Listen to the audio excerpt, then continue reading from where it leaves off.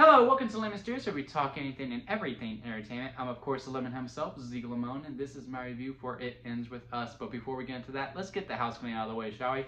I'm just leave a like, comment below, let me know your thoughts on It Ends With Us, and of course, hit that subscribe button as it helps me grow into my YouTube career. I would greatly appreciate it. Now all out of the way, let's get into the review, shall we? So, It Ends With Us. This is a adaptation of a beloved novel. I'm going to come clean with y'all right now because I feel like I do have to with these types of movies that are coming out with these adaptations. I've never read the book. I've also never read anything from this author that a lot of people seem to really like. If my sister is any indication of that, she says this author is very, very beloved in the book community. And this is one of her best stories.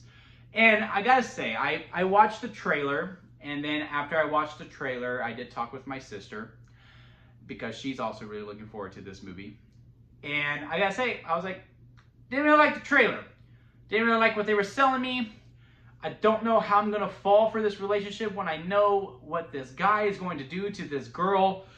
Just don't know if I really want to sit for 2 hours watching that. And my sister's like, no. Let me just tell you some things so that you will like the movie. You will like the movie. And I gotta say, I didn't think I was going to. And now I know what the comments are going to say. It's like, well, why would you even go see the movie if you don't even think you're going to like it? Because I love movies, man. And I give every movie a fair shot once I sit down. I'm like, okay, I'm going to put what my feelings are. I'm going to put it to the side. And I'm going to go along for the ride for what this movie is. And look, this movie, we can critique all day. We can talk about it until the cows come home, which means we shouldn't. I mean, there are a lot of conveniences with how some of the players come in, how the group as a whole. Sometimes the character of Lily is a little frustrating to me, but I do think it is intentional. I mean, it is a flirt when they get together, because she'll be making an obvious move towards him, and then he goes, and then she'll be like, stop following me. And I'm just like, woman, you legit took your jacket off right in front of him. That was a clear sign, but you know, those types of things is where she's frustrating. Once they're in the relationship, she is fine. I like the character of Lily quite a bit. You know, that strong help to Blake Lively as well. She is one of phenomenal talent. She was also a reason why I wanted to see this movie as well. I am a huge fan of hers. I think she is great. And from the get-go of this film, when they meet each other on this rooftop, which was written by Ryan Reynolds, by the way, and once you have that tidbit of information and you watch this scene, you're like, oh yeah, Reynolds coded all over this scene. If the writing isn't the way that it was, and the way that Blake Lively and Justin Balderani, who also directed the film as well, if their chemistry doesn't work and they're making those lines very normal, and they aren't playing the scene that they are, this movie falls flat from the get-go. But I gotta say, this movie had me from the start. I think they had amazing chemistry. They bounced off of each other very well. It helps that they are both very beautiful people, so I buy that they're attracted to each other.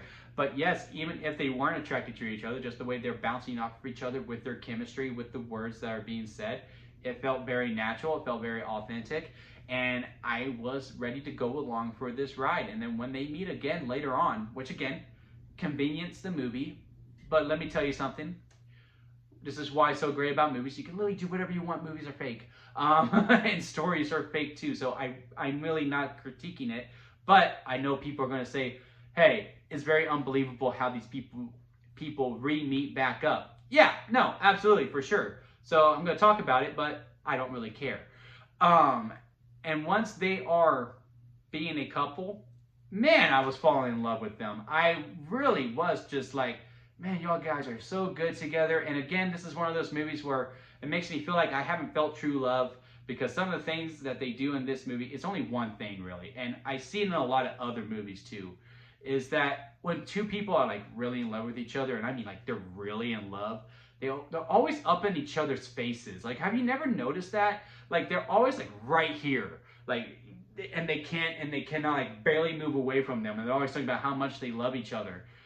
And I do feel like I have felt love, but I have never felt the urge to just be stuck in front of someone's faces, unless for kissing. But that's just me personally. It's just a nitpick I had, and I needed to vent it out. I am sorry. Back to the review. This couple between Lily and Ryle is absolutely fantastic. And again, I was charmed by him. I was like, I get it, girl. I absolutely get it. Like, if that was my sister and Ryle was the guy that she fell in love with, and, he came by the house, I'd be like, yeah, I'll have a beer with him. I'll hang out with him. I think he's a cool guy. I would wear the onesie with him. I was all for this relationship. And then Atlas Reed comes back in the picture, and this is when the movie starts to get really, really smart. Not just within, this love triangle of, hey, the first love that, you never really truly lose your feelings for, and the guy that you're currently with, but also within the setting of Boston and how it comes to the play later on with their younger sides, who also played pretty well too. I mean, the girl they got for young Lily is a spitting image of Blake Lively. I mean, from look even to the voice, I was like, holy cow, did they de-age Blake Lively? Like, I truly thought that, but no, it is another actress. And, the younger scenes are fine too, but they didn't hit me as hard as when they were adults. Adult Atlas and adult Lily have amazing chemistry as well. The younger versions have good chemistry too, and, I buy it, as this nice little high school love. But those scenes, I wasn't as drawn to more as when, they are adults and, it's Lily and Ryle or Lily and Atlas, so on and so forth. That's where the movie is really, really singing. And then when the stuff starts happening where, I was just like, I don't know if I really want to watch a movie. I don't know how I could cheer for a relationship that deals with domestic violence. The way they set it up does have you second guessing. And, you're really feeling like, hey, maybe he did make a mistake. And it's not just, with how the scene is played out and how they're talking. It's also where the camera is placed. And then, of course, later on you realize, no, everything was intentional. And that's where, the lessons start coming to play. And then you get to where the title scene where, every one of these types of movies has that where you have to say the title of it. You're like, roll credits. They'll be talking about, how hard life is. And then someone goes, well, Sabrina, these are the days of our lives. And then, there's like some dramatic 2000s music. And you're just like, oh, okay, that's a little on the nose. But I gotta say, the scene here where, they say it ends with us is one of my favorite scenes, not just in this movie, but all of 2024, because the way that it's played out between them, I'm like, Lily, why are you doing this? Why are you doing this now? This is not the time nor the place. But then she keeps going. And the way that she's explained, I'm like, oh, you know what? You're kind of preaching right now. Yeah, no, keep going, keep going, keep going. And it just hits where the point where I'm starting to water up. I cried a good bit in this movie, especially in the third act of this film where they're starting to wrap everything up and the movie does take a turn. I do feel like I could talk openly about spoilers because I do feel like only book readers and people who did see the movie are going to watch this review, but I'm still not going to if you're still on the fence. That I was very invested in that. I was just like, man, I cannot imagine some of the things that this girl is going through, and especially with how she's having to go through it. And again, once it gets to that scene, man, the waterworks were flowing. And I really did enjoy this movie, and I really did not expect to. So if I had to rank it on the lemon scale, where it goes sour lemon, expired store-bought lemonade, just lemonade, freshly squeezed lemonade, and strawberry lemonade at the very top because that's the best kind of lemonade. To me, It Ends With Us as a freshly squeezed lemonade. Like I said, we can critique this movie quite a bit. There's a bunch of conveniences. If you're not Atlas, Lily, or Ryle, you really don't have much to work with. Sure, the best friend has more work than all the other supporting characters, but they're really just there to either help support the main character that is there, or they're kind of just really in the background, to be completely honest with you. And again, a bunch of conveniences and also some frustrations in the beginning to me, but that could just be, me being like, not understanding flirting. Also, they do this thing where I really don't feel like I've ever felt true love, because a lot of movies do this, and this is just a critique of myself, that it's just a nitpick, and I just really need to vent. So if you made it this far, I really do greatly appreciate it. When two people are in love, and I mean really, really in love, they're always up in each other's faces, and they're not kissing or anything.